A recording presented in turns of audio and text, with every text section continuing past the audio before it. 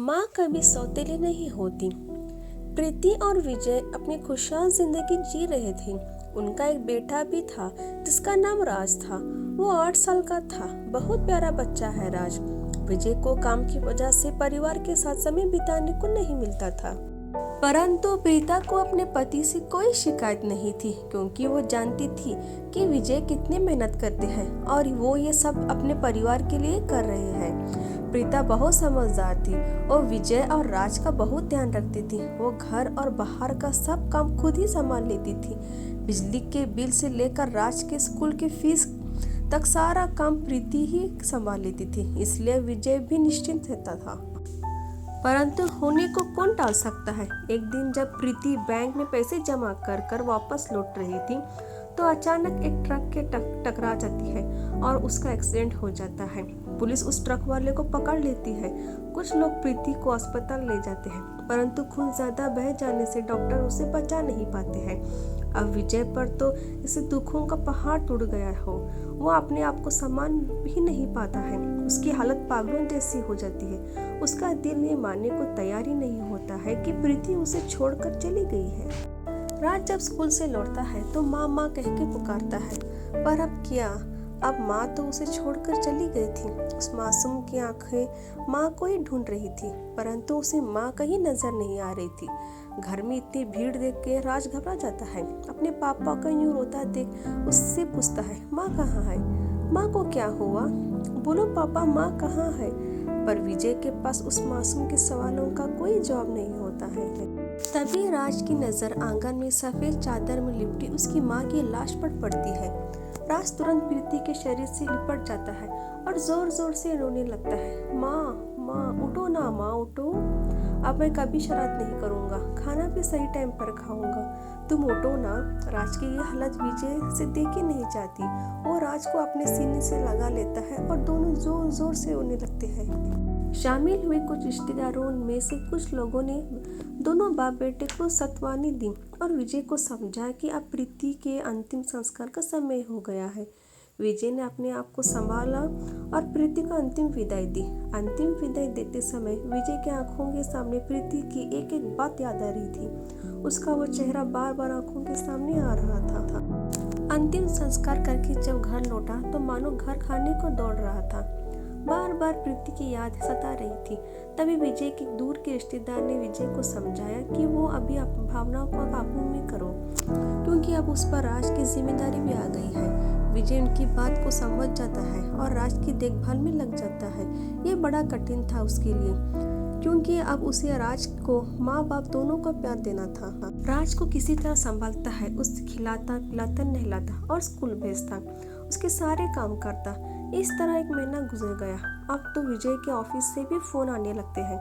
विजय की समझ नहीं आता कि आखिर राज की देखभाल कौन करेगा। तभी विजय के दूर के रिश्तेदार का फोन आता है और वो विजय को सीता के बारे में बताती है। सीता बहुत ही सीधी सादी सामान्य परिवार से है। शादी के 3 साल बाद भी जब उसे कोई संतान नहीं हुई तो उसके पति ने उसके माँ के कहने पर उसे तलाक दे दिया।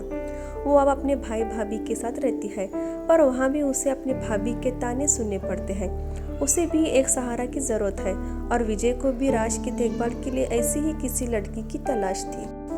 विजय सीता से मिलता है और अपने और राज के बारे में बताता है। विजय कहता है कि वो प्रीति को कभी नहीं भूल सकता और ना ही उसकी जगह किसी और को दे सकता है। वो ये शादी सिर्फ अपने बेटे राज के लिए कर रहा है। सीता भी बच्चे के प्यार को तरस गई थी। वो भी चाहती थी कि उसे कोई माँ कहकर पुकारने वाला हो। विजय सीता से शादी कर उसे अपने घर लाता है और उसे राज से मिलाता है, पर राज सीता को देखकर खुश नहीं होता और भी उदास सा हो जाता है। विजय कहता है, राज ये तुम्हारी माँ है। राज कहता है, ये मेरी माँ नहीं, आपकी पत्नी होगी। ये तो मेरी सौतेली माँ है। ये बहुत बुरी है, मुझे नहीं चाहिए ऐसी माँ। राज इतना कहकर गुस्सा होकर भाग जाता है। सीता राज की बात सुनकर बहुत दुखी होती है। उसकी आंखों में से आंसू आ जाते हैं। विजय कहता है, राज अभी छोटा है, उसे अपनी माँ को भूलने में वक्त लगेगा। मैं बस इतना चाहता हूँ कि तुम उसके बात का बुरा नहीं मानोगी और अब सब भुला कर एक अच्छी माँ की तरह राज की देखभाल करोगी। सीता विजय की बात समझ गई थी। उसने तय कर लिया था कि वो राज के दिल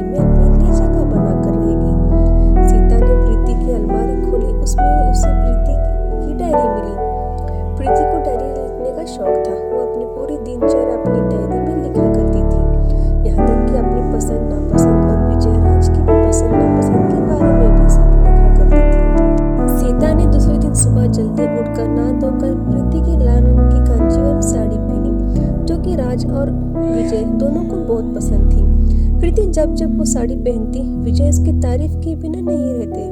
राज को भी माँ की ये साड़ी बहुत पसंद थी। फिर उसने प्रीति के फेवरेट रोज की भीनी भीनी महक वाली परफ्यूम भी लगाया। उसके बाद वो किचन में जाकर जल्दी से विजय का मनपसंद गोभी के पराठा और राज का मनपसंद चीज सैंडविच नाश्ते में बनाती है। उसके बाद वो राज को जगाने के लिए चली जाती है।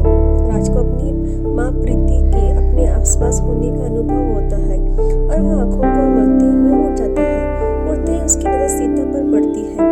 वो राज का बैग जमा कर लेती है। उसका मुंह दूसरी तरफ था।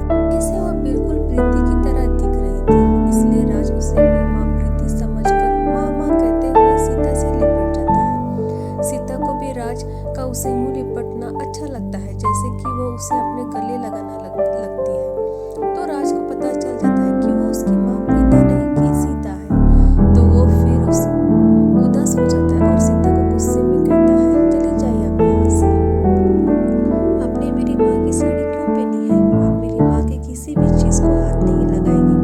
और जोर जोर से रोने लगता है। तभी आवाज सुनकर विजय भी उठ जाता है और किसी तरह राज को चुप करता है। सीता भी राज को सॉरी बोलती है और वादा करती है कि आज के बाद वो कभी भी प्रीति की किसी भी चीज को नहीं छुएगी।